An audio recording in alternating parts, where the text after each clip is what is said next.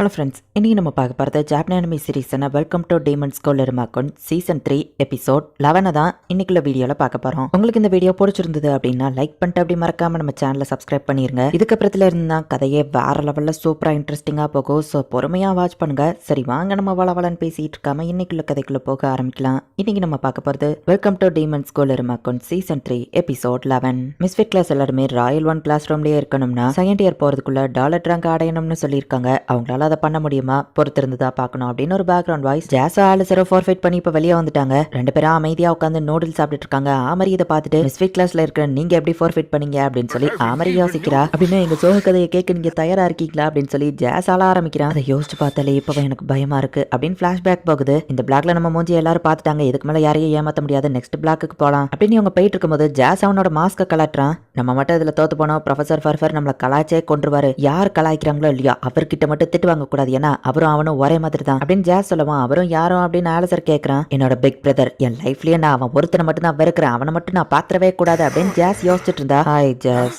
எப்படி இருக்க அப்படின்னு ஜாஸோட பிரதர் அந்த இடத்துல இருக்கிறான். நீ எப்படிங்கிறத ஒன்னு எப்படி அலோவ் பண்ணாங்க அப்படின்னு ஜாஸ் கேட்கறான். நிறைய இடத்துல இவனோட பிரதர் தெரிய ஆரம்பிக்கிறாங்க. ஏதோ ஒரு பிளான்ட்டோட இல்யூஷனா இது இல்யூஷன் தெரிஞ்சாலே எனக்கு ரொம்பவே பயங்கரமா இருக்கு அப்படின்னு ஜாஸ் யோசிச்சுட்டு இருந்தா. நீ எதுக்குமே லாய்க்கு இல்லாதவன், இப்பவும் அப்படியே தான் இருக்க. நீ ஒரு உதவாக்குற, நீ இல்ல உயிரோட இருக்கிறதுக்கே லாய்க்கு இல்லாதவன், நீ அப்படியே பாக்குறதுக்கு என்ன மாதிரியே இருக்கேன்னு சொல்லவும் உன்ன மாதிரி மட்டும் நான் கிடையாது அப்படின்னு ஜாஸ் அவனை கிக் பண்றான். ரோல்ஸ் படி டைரக்ட் பிசிக்கல் அட்டாக் பண்ணக்கூடாது, நீ பண்ணிட்ட, நீ எலிமினேஷன் ஆக போற அப்படின்னு ஆரபஸ் அங்க வந்து நிக்கிறான். ஆரபஸோட பிளட் லைன் எபிலிட்டி ட்ராமா, இவனோட எலியூஷன் மத்தவங்கள ட்ராமடைஸ் பண்ணிரும். ஜாஸ் இதுல இருந்து நீ எலிமினேஷன் ஆகுற, ரூல்ஸை நீ வயலேட் பண்ணிட்ட அப்படின்னு சொல்லி அவனை பிடிச்சிட்டு போகுமா. ஆலிசரா அவன் கூடவே போறான். இவனை நினைச்சா பாவமா இருக்கு அப்படின்னு ஸ்டூடெண்ட் கவுன்சில்ல இருக்கிற ஒருத்தன் சொல்றான். ஸ்டூடெண்ட் ஹண்டிங்கோட ஒரு விக்டம் தானா இவன் அப்படின்னு இன்னொருத்தன் பாக்குறான். எனக்கு என்னமோ அப்படி தோணல, அவன் மிஸ்ஃபிட் கிளாஸை மட்டும் தான் டார்கெட் பண்றான் அப்படின்னு சொல்லி ஆலிசர் சொல்றான். ஜாஸ் சோகமா இருக்கவோ எல்லாரும் போயிட்டு அவனை சமாதானப்படுத்துறாங்க. மிஸ்ஃபிட் கிளாஸை மட்டும் டார்கெட் பண்றான்னா அப்படின்னா இருமா அப்படின்னு சொல்லி ஆமரி யோசிக்கிறா. இங்க நம்ம ஹீரோவோ லீடும் வந்துட்டு அந்த க்ளூல இருக்கிற அப்பா அம்மா சிலையை கண்டுபிடிச்சிட்டாங்க. பட் இதுக்கப்புறமா தனித்தனி வழியில பிரிஞ்சு போனோம். இது நம்ம கண்டுபிடிக்கிறதுக்கே ரொம்ப டைம் ஆயிரும் போலயே, என்ன பண்றது அப்படின்னு லீட் கேட்கவும் நம்ம ஹீரோ அதை பாதியா கழிச்சு ஒரு பக்கத்தை நீ போய் கண்டுபிடி, இன்னொரு பக்கத்தை நான் போய் கண்டுபிடிக்கிறேன், திரும்ப நம்ம இதே இடத்துல மீட் பண்ணலாம் அப்படின்னு நம்ம ஹீரோ சொல்லவும் லீடோ அங்க இருந்து கிளம்புறான். 100 ஸ்டெப்ஸ் எடுத்து வைக்கணும்,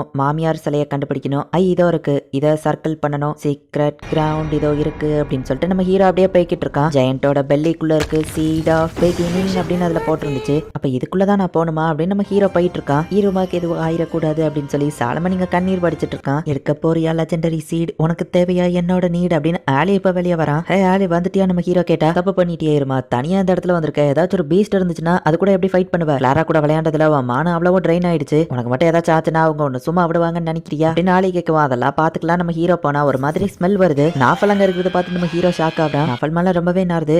இவன் ஃபர்ஸ்ட் இயர் நாஃபல் தானே நம்ம ஹீரோ பாக்குறான். ஓகே ஓகே ஓகே அப்படின்னு நம்ம சொல்லுவோம். ஒன்னு அதுல இருந்து காப்பாத்தணுமா நம்ம ஹீரோ கேட்கறான். இந்த நெகி கிரீன் ஒரு ட்ராப்னு நினைக்கிறேன், அதுல லைட்டா தண்ணி பட்டாலே 30 அடிக்கு அது வளர்ந்துரும். நீ இதுல மாட்டிக்கிட்டேன்னா ஏதாச்சும் ஒரு பீஸ்ட் வந்து உன்னை கொண்டுடுச்சுன்னா இது சேஃப் இல்ல அப்படின்னு ஆளி சொல்லுவோம். இங்க நாஃபல் காப்பாத்து அப்படிங்கிற மாதிரி கத்துறான். அவன் மேல வர நாரிட்டு இருக்கு. ஆனாலுமே நம்ம ஹீரோ அவனுக்கு ஹெல்ப் பண்றதுக்காக போறான். இருமா என்ன பண்றான், அவன் உன்னோட எதிரி, அவனும் அந்த லெஜண்ட் லீஃப்காக தானே வந்திருக்கான்னு சொல்லுவோம். ஆனா அப்படியே அவனை விட்டுட்டு போக முடியாதுல்ல அப்படின்னு நம்ம ஹீரோ சொல்றான். நம்ம ஹீரோ எப்பவுமே நோ சொல்லாத ஒரு டைப். இப்ப நாஃபல் அதுல இருந்து காப்பாத்தவோம். நாஃபல் தேங்க்ஸ் அப்படின்னு வந்து கட்டி பிடிக்கிறான். ஆனா அந்த நாத்தத்தை தான் நம்ம ஹீரோவால தாங்க முடியல. இப்ப நம்ம ஹீரோ எங்க போனாலும் அங்கேயே நாஃபல் ஃபாலோ பண்ணி வந்துட்டு இருக்கான். நம்ம ஹீரோவால அந்த ஸ்மெல்ல தாங்கவே முடியல. நிறைய டிராப்ஸ் வேற இருக்கு, அது எல்லாத்தையுமே கடந்து நம்ம ஹீரோ போறான். இப்போ ஒரு டெம்பிள் இருக்கிற இடத்துக்கு நம்ம ஹீரோ வரான். நாஃபல் மேல ஸ்மெல் அடிச்சதுனாலயே எந்த பீஸ்டும் எங்களை அட்டாக் பண்ண வரல, அந்த வகைக்கு சந்தோஷம் அப்படின்னு நம்ம ஹீரோ அவனுக்கு தேங்க்ஸ் சொல்லிட்டு இப்போ அந்த சீட் ஆஃப் பிகினிங் அந்த இடத்துல தான் இருக்கு. அதை போய் நம்ம ஹீரோ எடுக்கிறான். இதுதான் சீட் ஆஃப் பிகினிங், ஒரு வழியா நம்ம இதை கண்டுபிடிச்சிட்டோம் அப்படின்னு நம்ம ஹீரோ ஹாப்பி ஆகுறான்.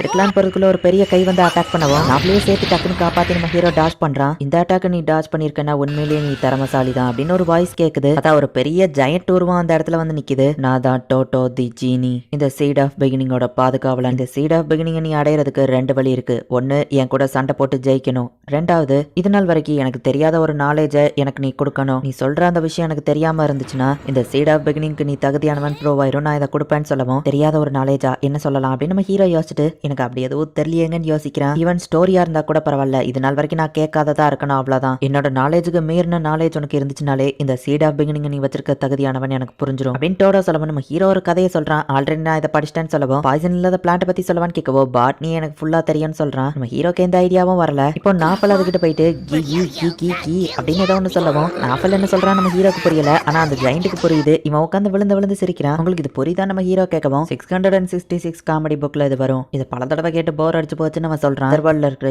எல்லா நாலேஜுமே எனக்கு இருக்கு, எல்லாத்தையும் நான் கத்துக்கிட்டேன், எனக்கு ரொம்ப போர் போர் அடிச்சு போச்சு அப்படின்னு அவர் சொல்லவும், நெதர் வேர்ல்டுல இல்லாத ஒரு நாலேஜ் ஃபர்ஸ்ட் லவ் மெமரிஸ் உங்களுக்கு தெரியுமான்னு கேட்கவும், அது என்னது புதுசா இருக்கேன்னு அந்த ஜீனி கேட்கவும், ஹே நாஃபல் எனக்கு கொஞ்சம் ஹெல்ப் பண்ண முடியுமா நம்ம ஹீரோ கேட்டு ஆளுகிட்டயும் ஹெல்ப் கேட்கறான். மேஜிக் யூஸ் பண்ணி இப்ப நம்ம ஹீரோ ஒரு ஸ்கிரீனை ரெடி பண்றான். First love memories first episode. ஸ்கூலுக்கு ரொம்ப லேட் ஆயிடுச்சு, என்னோட பேர் தான் ரீன், நான் சீக்கிரமா போகணும் அப்படின்னு அவ ஓடிட்டு இருக்கும்போது ஒரு பையன் மேல மோதிருதான். பச்சான் பச்சான் பச்சான் நீ ஓகே தானே, உனக்கு எதுவும் ஆகலையே அப்படின்னு நம்ம ஹீரோவே அந்த ஆம்பளை வாய்ஸ் பொம்பளை வாய்ஸ் ரெண்டுத்தையுமே சேர்த்து கொடுத்துட்டு இருக்கான். காக்கிரவ உனக்கு நான் விட்டு கொடுக்க மாட்டேன் அப்படின்னு ஒரு பொண்ணு அவனுக்காக ரீன் கூட வந்து சண்டை போடுறா. அவனுக்கு ஏன் புரிய மாட்டேங்குது, காக்கிருக்காக ஏன் இப்படி சண்டை போடுற? காக்கிரவ நான் ப்ரொடெக்ட் பண்ணணும்னா நான் ஸ்ட்ராங்கா மாறணும்.